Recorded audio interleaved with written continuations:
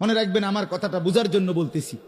বিশ্বাস করেন, আমরা মাদ্রাসায় যারা পড়ছি, আমাদের ছাত্র জীবনে, পড়ালেখার জীবনে সবচেয়ে কঠিন মাসআলা দুইটা বিষয়ের মাসআলা সবচেয়ে কঠিন। ফিকহের যত মাসালা আছে ইসলামী শরীয়তের সমস্ত মাসআলার মধ্যে সবচেয়ে কঠিন মাসআলা হলো দুইটা বিষয়। একটা হলো মহিলাদের, মেয়েদের পবিত্রতার মাসআলা, আরেকটা হলো তালাকের মাসআলা। সবচেয়ে কঠিন মহিলাদের পবিত্রতা, মহিলাদের মাসিক যে ঋতুস্রাব হয়, এটার পবিত্রতার মাসআলা অনেক কঠিন, অনেক নাজুক, অনেক সূক্ষ্ম। মহিলাদের সন্তান জন্ম পরবর্তী নিফাস হয়, রক্ত প্রবাহিত হয় সন্তান জন্মের পরে, এই সময়কার পবিত্রতার মাসআলা অনেক কঠিন। মহিলাদের পুরা জিন্দেগীর পবিত্রতার মাসআলা, পাক সাফ হওয়ার মাসআলা কঠিন। এটা যদি নারী বিশ্বাস করেন, আল্লাহর কসম আমি বুঝার জন্য বলছি, নারী যদি কোরআন সুন্নাহর আলোকে ওলামায়ে কেরামের কিতাব থেকে যদি নিজে সঠিকভাবে মেয়েটা বুঝে না নেয়, তাহলে তার পবিত্র থাকা, পবিত্র হওয়া কঠিন। এটা হাট্টিমে টিম পড়লে হইতো না। কথা বুঝছেন?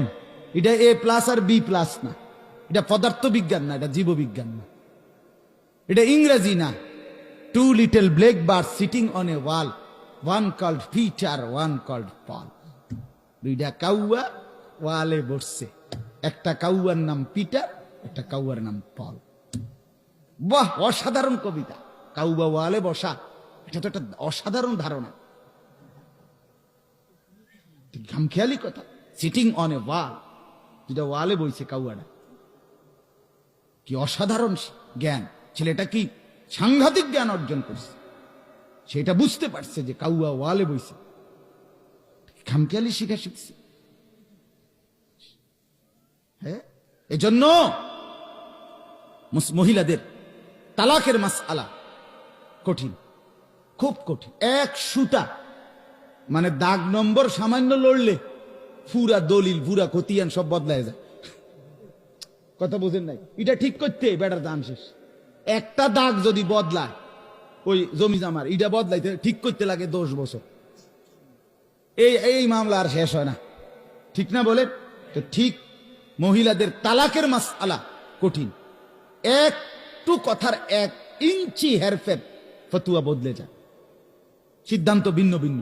এটা একটা মোড়া রাখা দাগের কথা না যে এই কইলেই তালাক অথবা না কইলেই তালাক, অথবা আপনি একটা ঠুনকো কথা বলছেন, হ্যাঁ আপনি একটা নিজে বুঝ দিয়া লাইছেন না। এটা পুঙ্খানুপুঙ্খ বিশ্লেষণ করে, গভীর বিশ্লেষণ করে ফতুয়া দিতে হবে। এই জন্য বললাম, মুসলমানের নারী, মুসলমানের মেয়ে বিশ্বাস করেন, তার যদি দিন না শিখে, সে যদি কোরআন না শিখে, সে যদি হাদিস না শিখে, সে যদি মাসআলা না শিখে, সে যদি ফিকহ না শিখে, বিশ্বাস করেন দুনিয়া চলতে পারবে। দুনিয়ার আর কিছু টুচু করছে, এতে করে আপনার মেয়ে শিক্ষিত, হ্যাঁ আপনি বুঝছেন A+, B+, আপনার গোল্ডেন A+, আপনার মেয়ে কিতা বুঝছে ভালো, মাশাআল্লাহ। শিক্ষিত কি মানে নিজেই রিমোট টিপ্পা টেলিভিশনের যে কোনো প্রোগ্রাম এবডি নিজেই চালু করতে পারে, এর দূর চালাক হয়েছে এবডি নিজেই, আল্লাহর রহমতে। আর জামাই টেনশন নাই, অটো ডাইকা, সিএনজি ডাইকা বাজারে যাওন, নিজে নিজে ভাড়া দিয়া লাওন, নিজে নিজে সাপ দিয়া বইয়া লাওন, এরপরে দিয়া আবার খরচা করে আইয়া লাওন। হ্যাঁ, আল্লাহর রহমতে চালাক যেহেতু শিক্ষিত মেয়ে, সে নিজেই আপনার সব কিছু কিনতে পারে। এই দুনিয়া তো বুঝছে ঠিক আছে, কিন্তু আখেরাত কিন্তু কিছুই বোঝে নাই, আখেরাত বুঝে নাই। রাসূলুল্লাহ সাল্লাল্লাহু আলাইহি ওয়াসাল্লামের হাদিস শুনেন, যুবক বন্ধু তোমরাও ছেলেরা শুনো। নবীজি সাল্লাল্লাহু আলাইহি সাল্লাম বলেন, কোন মুসলমান মুমিন বান্দা তাকওয়ার পরে, আল্লাহ ভীতির পরে, আল্লাহ ভীতি কি? নেক কাজ করা, গুনার কাজ ছেড়ে দেওয়া। তাকওয়ার পরে পৃথিবীতে যত কিছু অর্জন করে একজন মানুষ, রাসূলুল্লাহ বলেন একজন মুমিন, একজন ইমানদারের সর্বশ্রেষ্ঠ অর্জন এই পৃথিবীর কি জিনিস? আল মারআতুস সালিহা, একজন নেককার, সতী, সাধ্বী, পবিত্রা, চরিত্রবান স্ত্রী। মুমিনের শ্রেষ্ঠ সম্পদ। মুমিনের আপনার 10টা বাড়ি, আপনার স্ত্রী চরিত্রহীন, আপনার কিচ্ছু নেই। আপনি 100 কোটি টাকার মালিক, আপনার স্ত্রী বেহায়া, বেপর্দা, নির্লজ্জা, অসভ্যা, তো মনে রাখেন কিচ্ছু নাই, তুমি কিচ্ছু নেই। রাসূলুল্লাহ সাল্লাল্লাহু আলাইহি ওয়াসাল্লাম বলেছেন, সর্বশ্রেষ্ঠ সম্পদ আল মারআতুস সালিহা, একজন নেককার স্ত্রী, একজন পবিত্র স্ত্রী। নবীজি বলছেন আল মারআতু আওরাতুন, নারী বলে কাকে? রাসূল বলছেন নিজে। নারী বলে কাকে? আড়ালে থাকে যে, আওরাত, গোপন থাকে যে, লুকিয়ে রাখে যে, নিজেকে আড়াল করে রাখে যে, কসম আল্লাহর। রাসূলুল্লাহ সাল্লাল্লাহু আলাইহি ওয়াসাল্লাম বলছে তাকে বলে নারী, তাকে বলে মেয়ে, তাকে বলে মহিলা।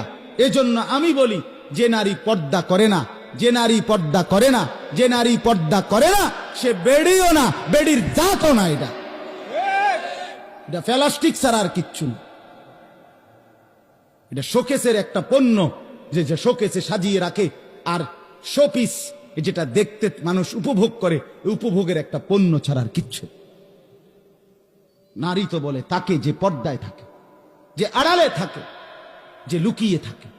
হ্যাঁ, বলে তো নারী পড়বে না, 1,00,000 বার পড়বে। নারী যদি নাই পড়তো, হযরত আয়েশা 2 নম্বরের শ্রেষ্ঠ হাদিস বর্ণনাকারী কেমনে হইল? কথা বলেন না কেন? হয়েছে কি না বলেন না কেন? তাহলে নারী পড়বে, নারী গড়বে, নারী সংসার করবে, নারী সব করবে, কিন্তু তার দ্বীন ঠিক রেখে, তার শরীয়ত ঠিক রেখে, তার পর্দা ঠিক রেখে, তার ইসলাম ঠিক রেখে, তার আখিরাত ঠিক রেখে, তার কবর ঠিক রেখে, তার কোরআন ঠিক রেখে, রাসূলুল্লাহ সাল্লাল্লাহু আলাইহি ওয়াসাল্লামের হাদিস ঠিক রেখে। এই জন্য আমি আপনাদেরকে বুঝাইয়া বললাম, আপনারা বারবার খামখেয়ালি করবেন না। মুসলমানের মেয়েকে বঞ্চিত করবেন না। আমার বাপ নিজের মেয়েকে বঞ্চিত করবেন না, নিজের মেয়েকে বঞ্চিত করবেন না। এই মাদ্রাসা মহিলা মাদ্রাসা, আপনাদের বোঝা দরকার। মেয়ে বিয়ে দিবেন কেমনে? আরে খোদার কসম, রব্বুল আলামিন বলেন নারী আর পুরুষের জোড়া, নারী আর পুরুষের স্ত্রী আর স্বামীর এই পরিচয়, এই বন্ধন, আল্লাহর কসম, কোরআনের আয়াত। আল্লাহ বলেন এটা আমি তৈরি করেছি, এটা আমি সৃষ্টি করেছি। ছেলেটা কাকে বিয়ে করবে, মেয়েটা কার সাথে বিবাহ হবে, এটা রব্বুল আলামিন বলেন ওয়ামিন আয়াতিহি আন খালাকা লাকুম মিন আনফুসিকুম আজওয়াজা। আমি আল্লাহর কুদরত, আমি আল্লাহ প্রত্যেক পুরুষের জন্য তার দেহের অংশ থেকে তার স্ত্রীকে সৃষ্টি করেছি। লিতাসকুনু ইলাইহা।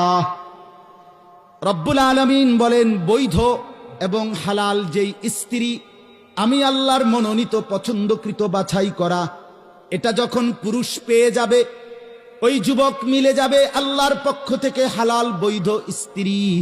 লিতাসকুনু ইলাইহা, আল্লাহ বলেন সেই পবিত্র স্ত্রী তাকে শান্তি, আনন্দ আর তৃপ্তিতে ভরে দেবে, সুকুন মিলবে, সুকুন।